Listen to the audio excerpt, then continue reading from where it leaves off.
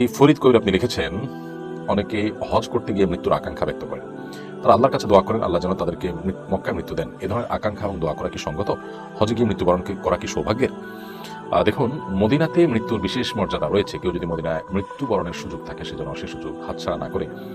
এই মর্মে হাদিস রয়েছে, কারণ মদিনায় যাদের মৃত্যু হবে কিয়ামতের ময়দানে তারা উত্থিত হবে, কিয়ামতের দিন তারা হাসরে একত্র হবে, উঠবে সাহাবীদের সাথে, নবী করিম সাল্লাল্লাহু আলাইহি ওয়াসাল্লাম এর সাথে, সাহাবায়ে কেরামের সাথে।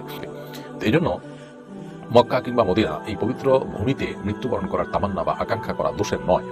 তবে হজে গিয়ে আমার যেন মৃত্যু হয় এরকমটি বলার সুযোগ নেই, কারণ মৃত্যুর ক্ষণ, মৃত্যুর তারিখ আল্লাহ তাআলা জানেন। কারণ মৃত্যু নির্দিষ্ট করে ক্ষণ বা একটা সময় নির্দিষ্ট করে এর মধ্যে আল্লাহর কাছে মৃত্যু কামনা করা দোষণীয়। নবী করিম সাল্লাল্লাহু আলাইহি ওয়াসাল্লাম মৃত্যু কামনা করতে নিষেধ করেছেন। তবে একটি দোয়া আমাদেরকে শিক্ষা দিয়েছেন, সে দোয়া আমরা করতে পারি। আল্লাহুম্মা আহইনি মা কানাতিল হায়াতু জিয়াদাতান ফি কুল্লি খাইর।